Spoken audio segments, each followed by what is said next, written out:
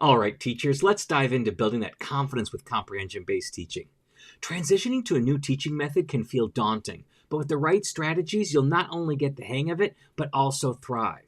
First things first, start small. You don't need to overhaul your entire curriculum overnight. Pick a single unit or even a lesson where you can integrate comprehensible input. For example, instead of drilling grammar rules, use a story that naturally incorporates those elements. Narrate a fun anecdote or a relatable situation in the target language and watch how students engage more. This method makes learning organic and less intimidating, both for you and your students.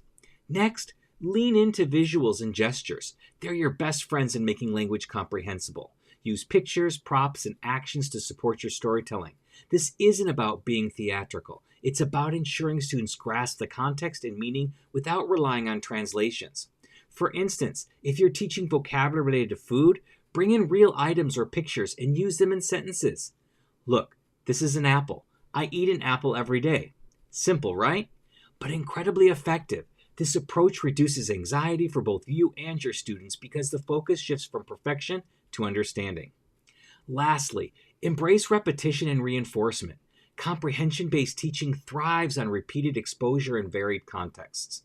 Don't be afraid to revisit stories, vocabulary, and phrases frequently. Each time you circle back, add a new twist or a detail.